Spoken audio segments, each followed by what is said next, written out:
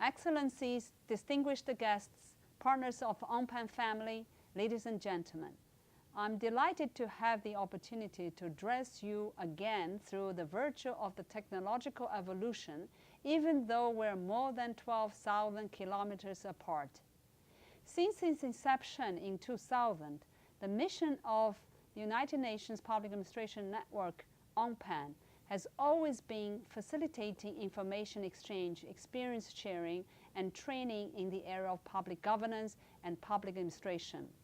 As I mentioned briefly in my earlier statement, UNPAN can certainly lay claim to success in fulfilling its mission with all the contributions from its global, regional, and national partners thus far.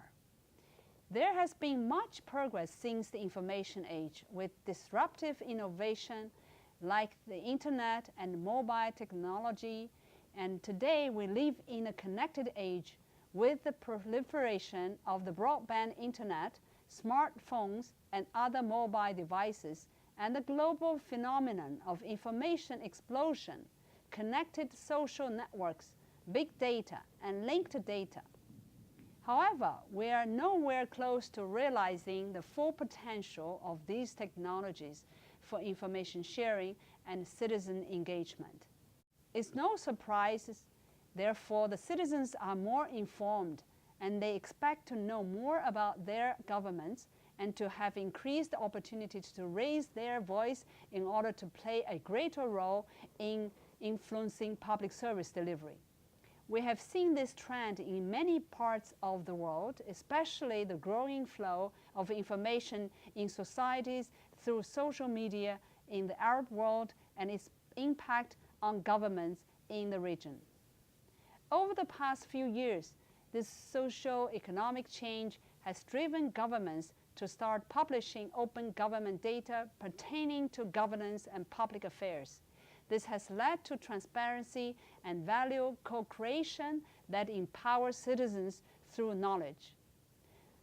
Back in 2010, the United Nations e-government survey highlighted advocacy actions by some governments that promoted government as a platform or government as a provider of data and services for partners to exploit.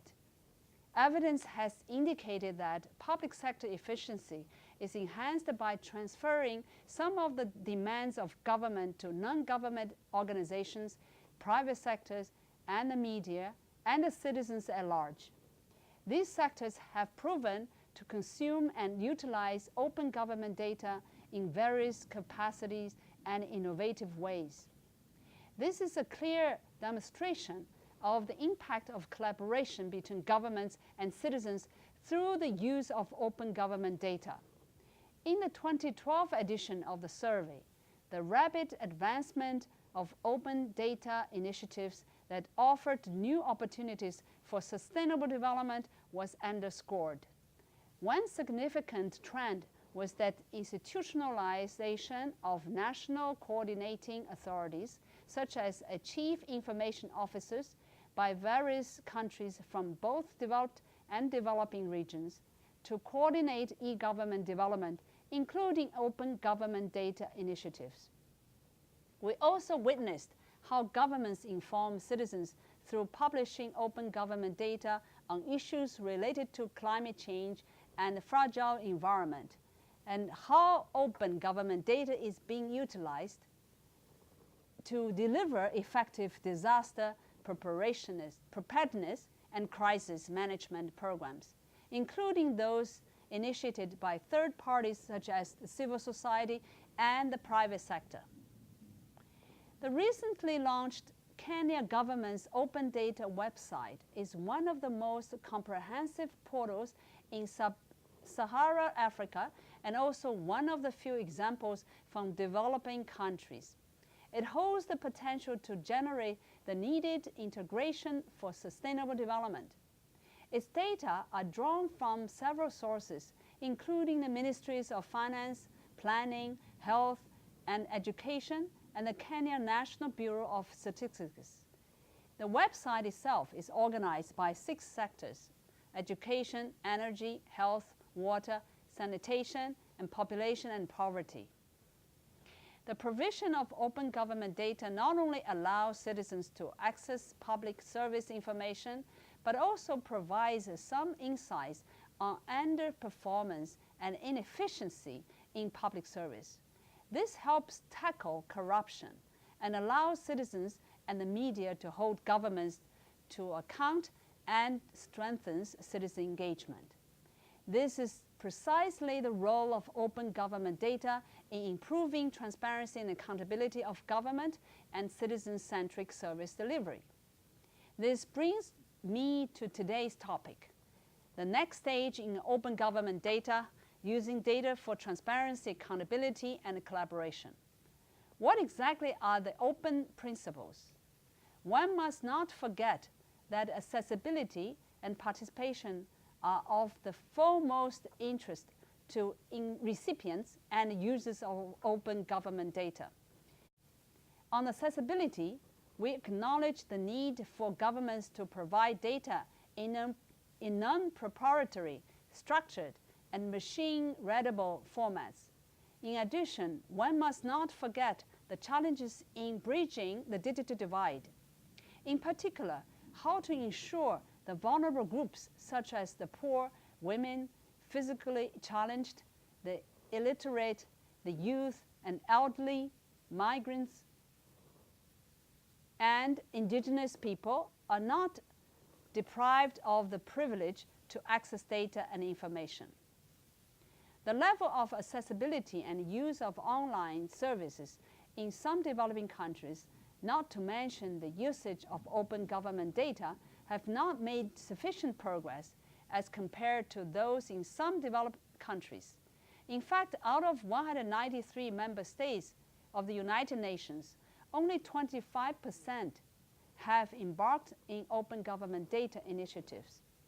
This leads us to conclude that the need for action, increased advocacy, and capacity building in assisting countries in enhancing their public service delivery through new modality like open government data.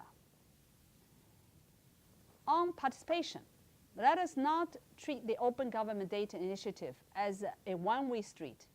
There needs to be a provision for addressing the demand side in service delivery, including soliciting feedback and taking accountable actions to act on the feedback received.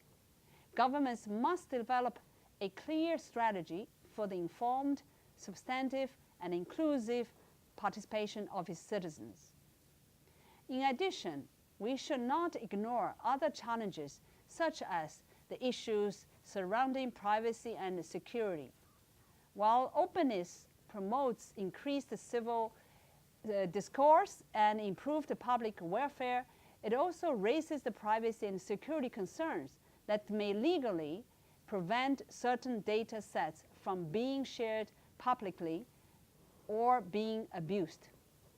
Excellency, ladies and gentlemen, like many countries around the world, our tasks at the United Nations have become increasingly challenging in the face of emerging issues and economic downturn which have reduced the public resources, at the same time increased the demand for effective public services. The delivery of framework for the post-2015 development agenda, which is being discussed at the United Nations, is the prerogative of the member states of the United Nations. However, the UN Secretariat's responsibility is to endeavor to inform member states about the best available evidence and the practice in the field.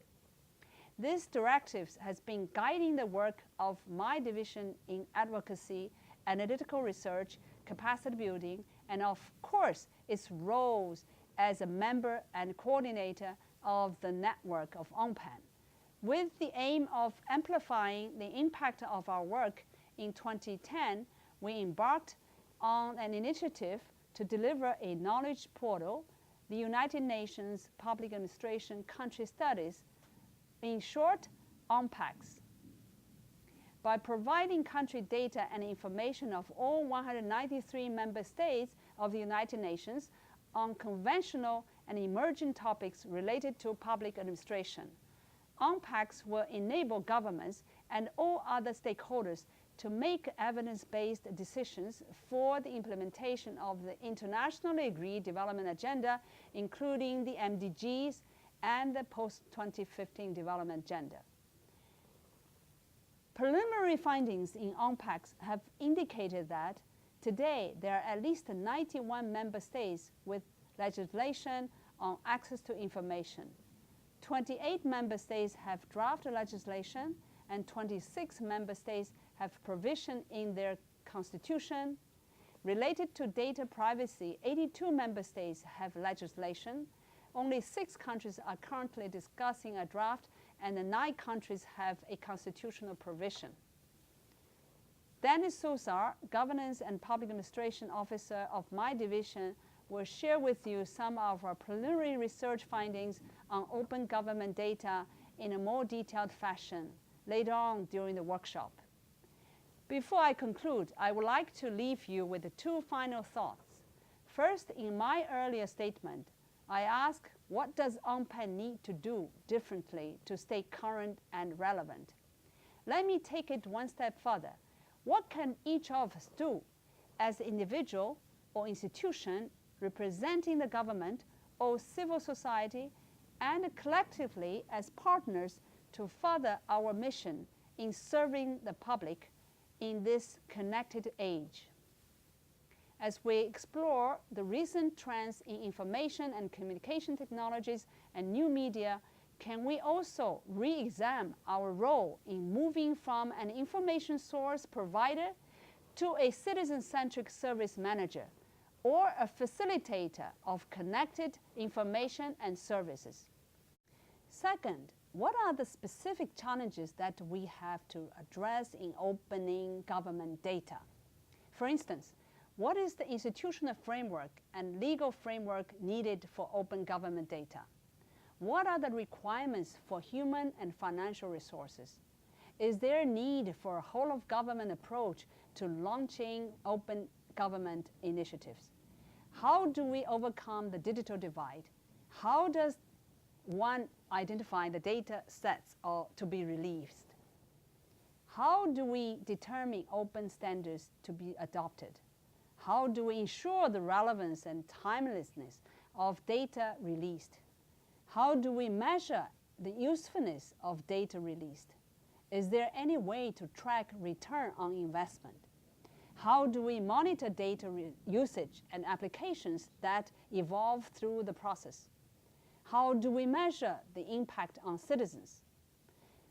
What do we do to create a section in UNPAN?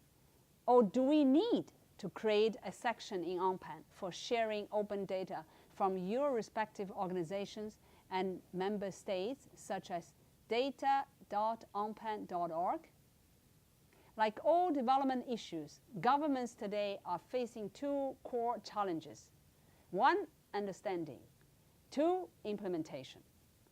Above are questions that need to be addressed carefully. I hope you will contribute valuable inputs or gain useful knowledge about these issues during the course of the workshop over the next 3 days. My best wishes to all of you, and thank you again for your patience.